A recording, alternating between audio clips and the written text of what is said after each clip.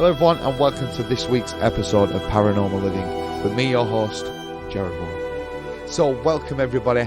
In this week's episode we will be talking about the Bell Witch haunting, an absolute fascinating story which led to the father John Bell dying under suspicious circumstances, which they do put down to the haunting. And I guess you could say it's very much like The Conjuring. Obviously long before that, this story's from the early 1800s.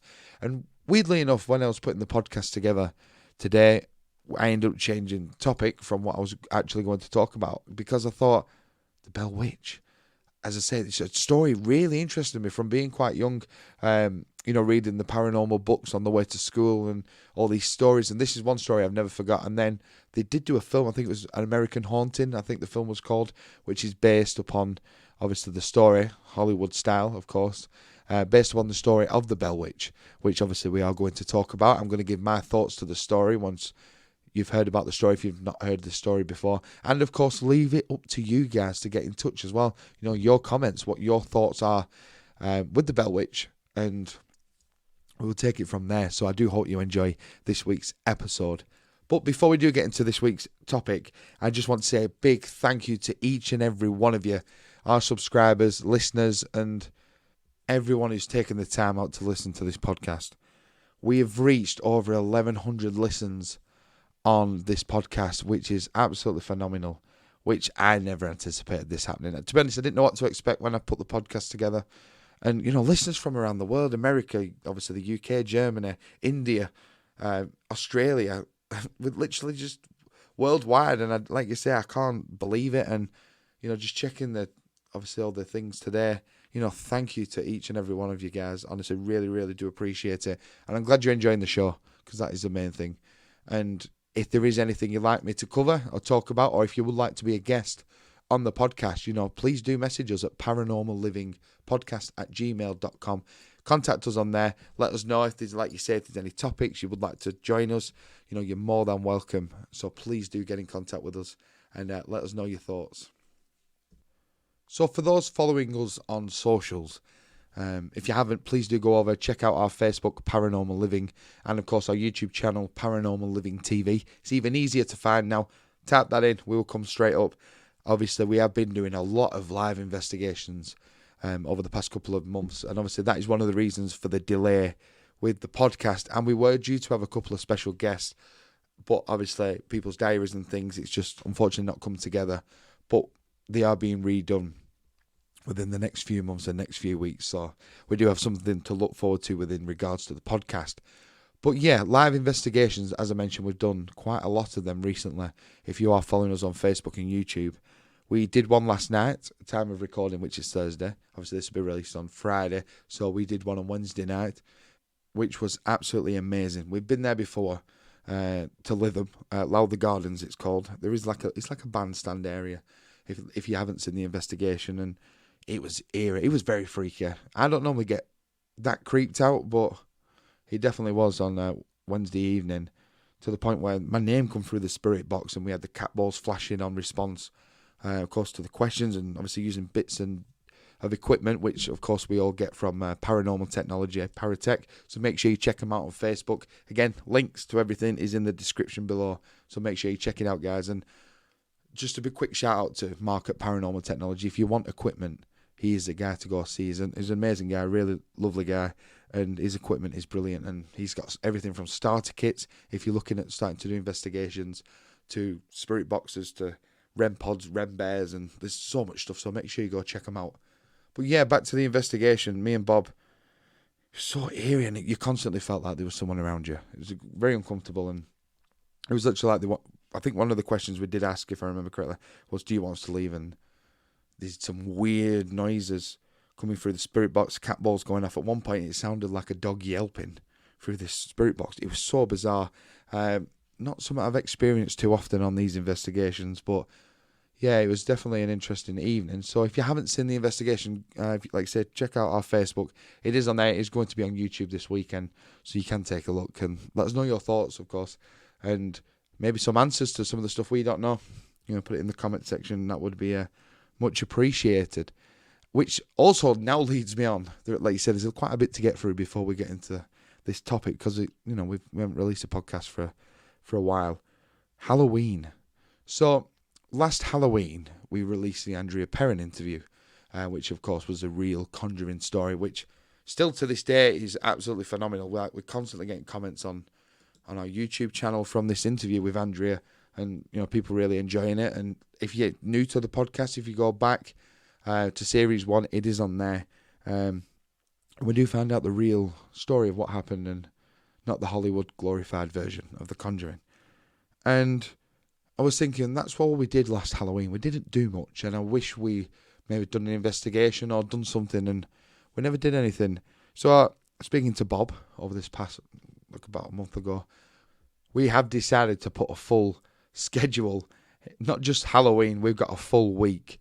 The full week of Halloween, we have got a lot going on, which obviously I'm going to tell you about now, but we have put a big Halloween schedule together, so I do hope you can join us on our Facebook and YouTube channel. Of course, we'll be releasing a podcast as well that week, but I hope you can join us for some of these lives and some of these shows we are putting together. So on Monday the 25th, that is the Monday before Halloween, we have part 1 of In Search of the Pendle Witches. So we did an investigation at New Church Cemetery, where it is rumoured that Alice Nutter is buried there. I think I've done a review on the podcast, actually, of when we went to New Church.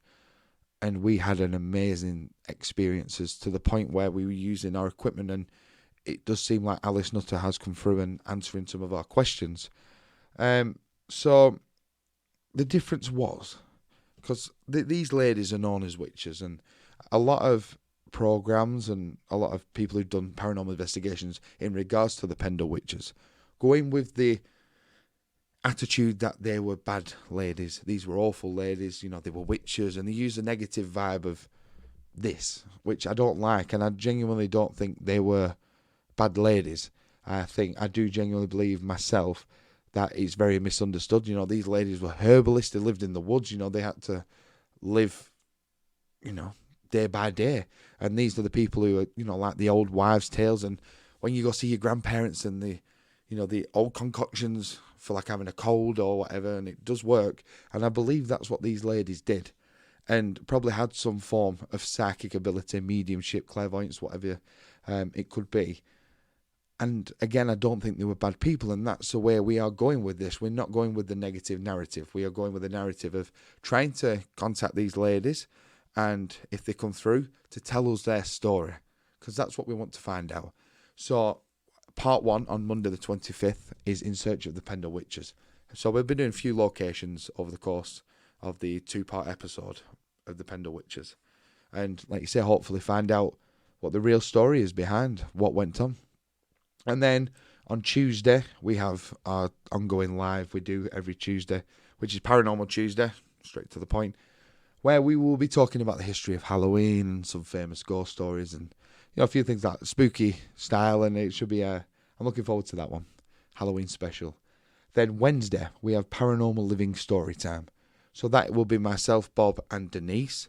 I think we have a special guest with us as well on that one, and we'll be talking about some of our most scariest experiences on investigations or working with spirit, and obviously Denise being our medium, her telling us some of the moments she has had when things weren't very nice, and and also what opened her eyes to the paranormal, first experiences. And this will be live, and we're going to obviously be streaming live on Facebook and YouTube, so you guys can get involved, send your experiences in, and, we have a nice community growing within Paranormal Living with the regulars who watch the shows and the lives, and, getting us all involved, and I really, really enjoy that. So Paranormal Living story time on the Wednesday. And then Thursday, we have Thursday Night Live, which is a night of experimental communication. That is a brand new series. We've done 2 episodes so far where we did these at Bob's house, and we did a spirit box session, and we did a night with this cabinet. This cabinet's been in the family for donkey's years, and it belonged to like great auntie. I think it's sort of passed down through generations. So every time that's been moved, they've had some weird paranormal things go on in the house. So that's what happened in the previous Thursday Night Lives. But this will be with Denise, and we have a location set up. So I do hope you can join us with that. That is on the Thursday, a night of experimental communication. So you will see everything, maybe from spirit box session to table tipping, different variety of things. And then Friday, we have In Search of the Pendle Witches Part 2. So, of course, carrying on from the story. And hopefully at that point is when we get the confirmation and the real story of what happened to these ladies. And, of course, the gentlemen who were tried and sadly killed and set out as witches. So hopefully we will get the answer within the course of this investigation. So that is the Friday, and then the Saturday and Sunday of Halloween, of course, Halloween being Sunday, we have a live investigations over the Saturday and Sunday. So we have a Halloween special, going to be completely different to what we've done before. We have a host presenting the show, presenting the live, and of course we will have a special guest with us, and no doubt Denise will be joining us as well. If not on location, she'll be joining us on the live to talk about some of the things we may be experiencing or what may be going on. So that is the Saturday and Sunday. So that is the Halloween schedule of Paranormal Living. But everything is on our Facebook, like I say, and YouTube. So all the description to all the socials and everything is in the description below. So make sure you check them out, guys. And hopefully you can join us for Halloween. Now it is time to get into this week's episode. Again, all about the Bell Witch.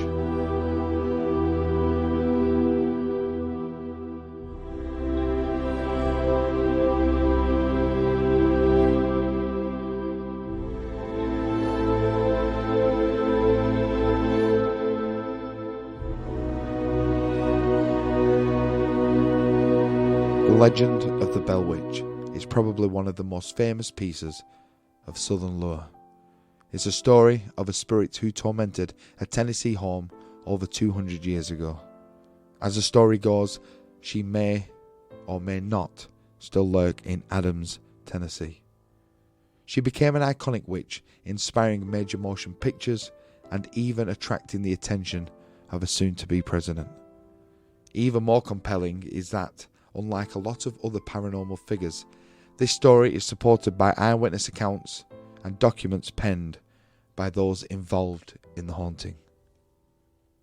In 1804, a farmer by the name of John Bell Sr. and his family settled on 300 acres of land, now known as Adams, Tennessee.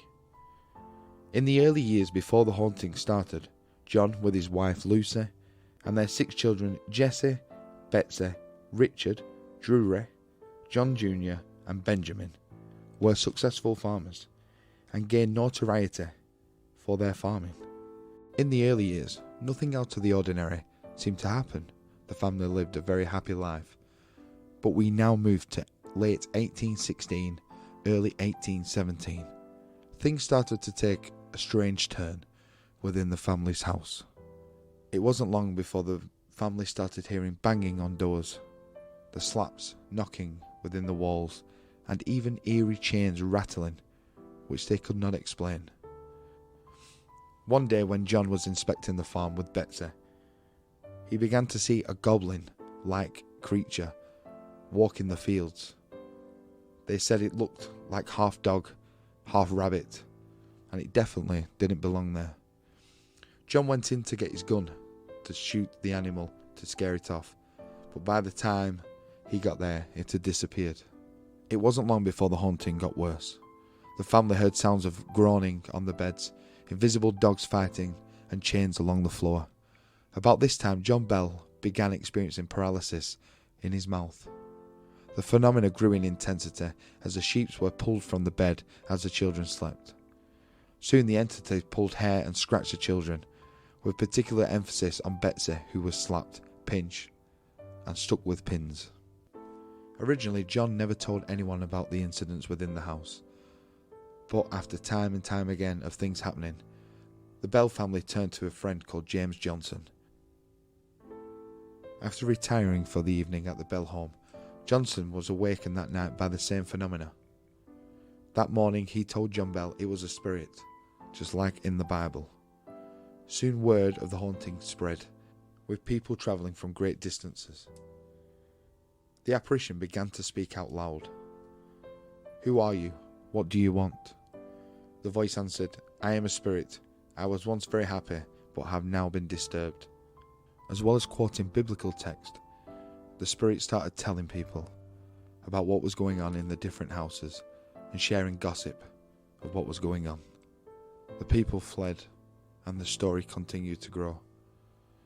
At times, the spirit displayed a form of kindness, especially towards Lucy, John Bell's wife, the most perfect woman to walk earth. The witch would give Lucy fresh fruit which would fall from the ceiling and sing hymns to her, and showed John Bell Jr., their son, a measure of respect as well. The witch did take a dislike to John Bell Sr., calling him Old Jack. The witch claimed she intended to kill him and signalled this intention through curses, threats and afflictions. With the news travelling about the haunting, the three Bell sons had fought under General Andrew Jackson, and Jackson was so intrigued by the story that he insisted on visiting the family. The witch taunted his men, held the carriage wheels still, and calling out the frauds in Jackson's entourage until they were seen in a field the next morning heading to Nashville. Family didn't know what to do. The continuing torment within the family, the spirit constantly vowing to kill John Bell. But in 1820, John Bell passed away. A cup was found. John Jr., not trusting the liquid, what was in it, gave some to the cat, and it died instantly. The entity then spoke up, exclaiming joyfully, "I give old Jack a big dose of that last night," which fixed him. John Jr. quickly threw the cup into the fireplace, where it burst into a bright bluish flame and shot out of the chimney. After the death of John Bell, things quietened down, only returning for predetermined visits with the remaining family members. To this day, there is no explanation for the events that occurred, and probably never will be.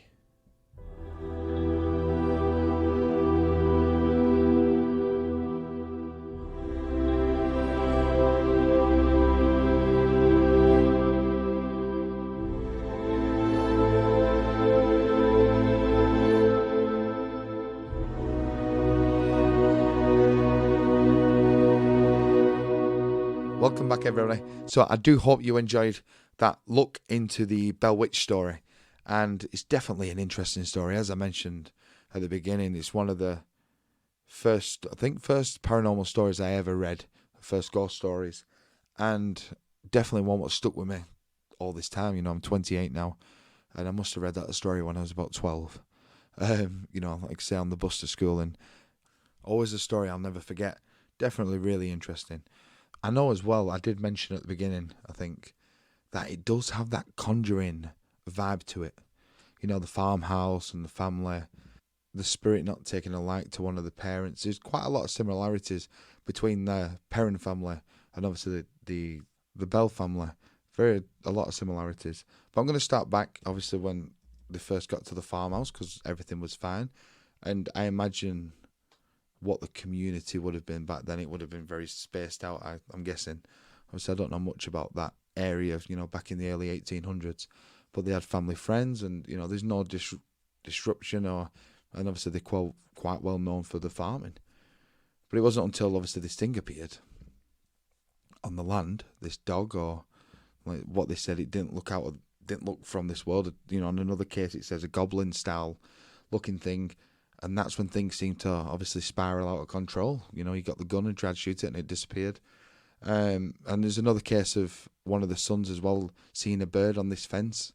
And this bird was apparently massive and it didn't look like a normal bird of that area. And they started to see things around the ground. So, is that where it is unsettled because of the farming? That definitely could be a part of it, with building the house, or something's obviously, like it said, it unsettled it. Then, of course, you get the noises, which is quite a common occurrence in a lot of paranormal activity. The tapping on the walls, the knocking on the doors. And I think sometimes at first it's to get the attention, because I do believe that, if it's a haunting where, it might be a loved one with you, they're just trying to get your attention. But obviously this has taken a very negative vibe with what's going on, to the point where they're hearing chains going on the floor, they're hearing groans around the beds, obviously making them very uncomfortable and very scared. and to the point of even the bed sheets being ripped off the bed, which I can't imagine what that must have been like. I do have a story actually. There's a friend of mine. She was staying in Blackpool at a hotel, which is not too far from the train station, and the same thing happened to her. The bed sheets were being ripped off her bed, and she can't explain it. I don't know how she stayed there for the night. I really don't. When she told me, I was like, that is absolutely petrifying. But she did. She stayed there for the night. And she had the same thing. The noises, the tapping, and these bed sheets being, like I say, being ripped off a bed.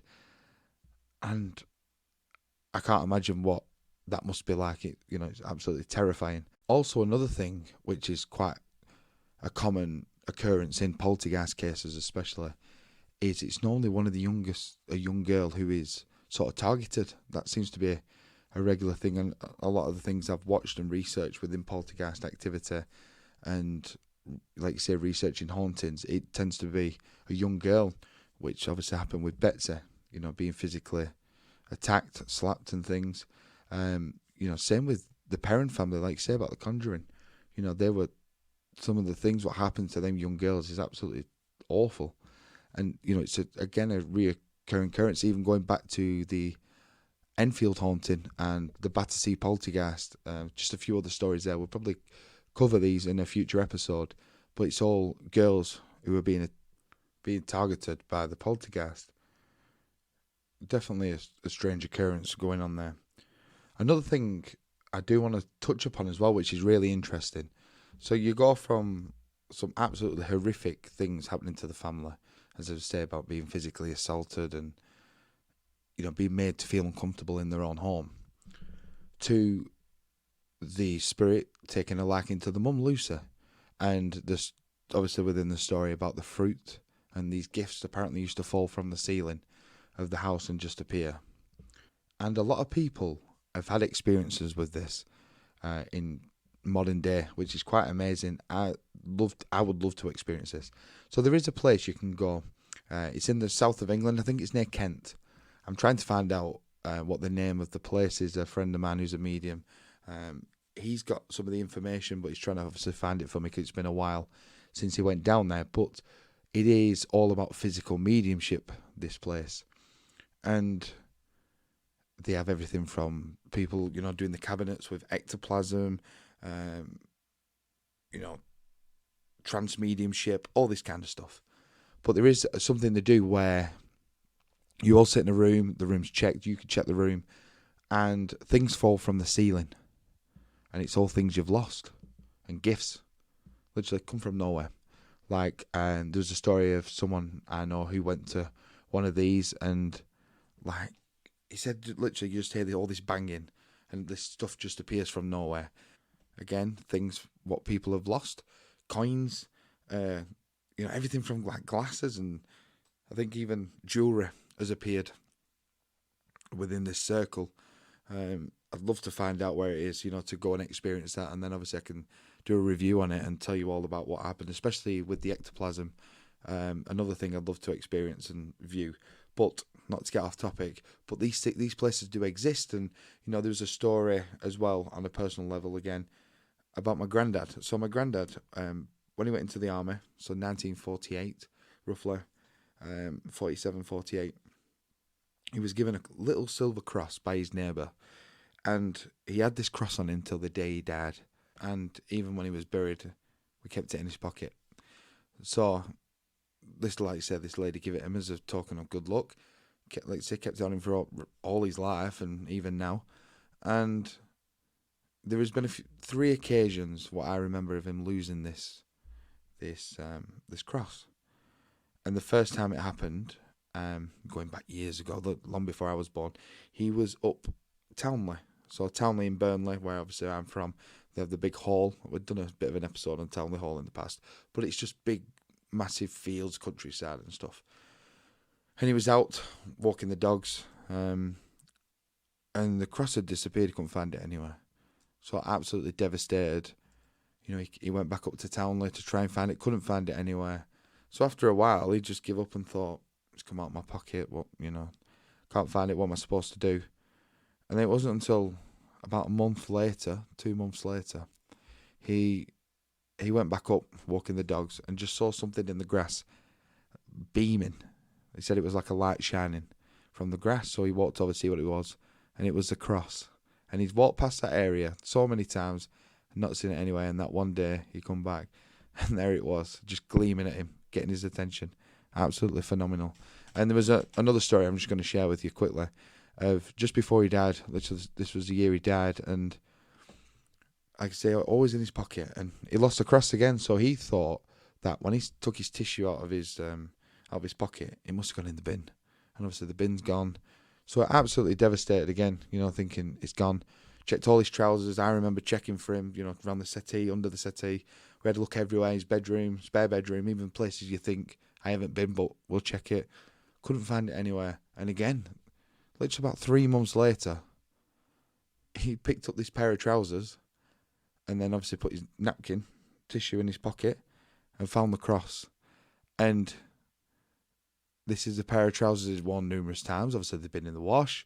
He's worn different trousers since. And then on this, literally months afterwards, he literally in his trousers. And I'm like, that is an omen of a gift, bringing it back or just something. It's pretty phenomenal. You lose something and, yeah. It's a feel-good story. I know you can't see me, guys, but I'm really smiling about it because it's amazing what the spirit world can do and the experiences we all have, and obviously you guys listening. Even to people who maybe don't believe, there's so much unexplainable stuff happens, just like that. Months of losing something, and then them trousers been in the wash, they've been hung up upside down, and literally it could have fell at any time, and within a couple of months of giving up, of trying to find it, it appears in that pair of trousers. Absolutely amazing. We'll get back on topic now. But yeah, just nice to share these personal experiences with you all as well. Like you say, going back on topic, it's amazing how it's gone from, it's changing. And like you say, they've had some really awful stuff happen, and then all of a sudden the mum's having these nice experiences where she's receiving these gifts, and it doesn't seem to be affecting her like it's affecting everyone else. And is that due to, is the spirit feeding off her and making her think that nothing bad's happening? And then she's like, no, it's a nice thing. It's nice to have here. I think you've got that battle then probably between the family and obviously John Bell, who's having issues with the spirit, and he's like, we need to get rid of it. Obviously, I'm guessing we'll have to move if we have to. These are probably the things what were happening and going through the mind.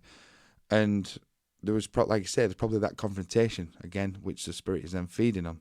It's definitely an interesting insight into that. And again, the similarities with The Conjuring as well, with the Perron family at the farmhouse, and one of the parents who nearly died, and the thing with the knife, and there's a lot of similarities, and which obviously in regards to the Bell family, obviously John passed away and was poisoned, and hearing the voice of the spirit chuckling and saying it was me who killed him, and it's absolutely crazy. And again, you can't comprehend obviously what this family would have gone through. So to round this all up, guys, I come to a conclusion that I do believe this story. I know it's classed as a legend, but there's too many things happened within this story and the eyewitness accounts, even about Andrew Jackson visiting the place, and the writings, what happened about this. I genuinely do believe that is a real story, and or at least some of the things what happened in regards to the haunting is definitely real. Even to the point of, like you say, I mentioned about the things falling from the ceiling, like the fruit. I know people who've genuinely experienced that and gone to see this physical form of mediumship. And yeah, sometimes it does sound too good to be true, but I genuinely believe this story. So I want to hear your thoughts. What do you think of this? Do you think it's real? This is my personal opinion. Do you think it's made up? Do you think there's a rational explanation to it? Or do you think that the family had something weird happen and then they may have, elaborated more on it and said it was worse than what it was? There's stories of that happening in other cases as well. So let me know your thoughts, guys. Thank you very much for listening to this week's episode. I really, really do appreciate it. Again, big shout out to Mark at Paranormal Technology, who sponsors our podcast. Also, don't forget Halloween week. We have that crazy busy schedule, but it's going to be amazing. In Search of the Pendle Witches Part 1 and 2. We've got Paranormal Tuesday. We've got a night of experimental communication. We have our Paranormal Living story time with Denise, talking about our experiences and some of our most freakiest experiences. And then, of course, 2 live investigations on the Saturday, and of course Halloween evening. So make sure you check them out, guys. All our links to our social media is in the description below. I do hope you've enjoyed this podcast. It's great to be back, and I will see you all very, very soon. And I can't wait. Take care, guys. Love and light. Adios.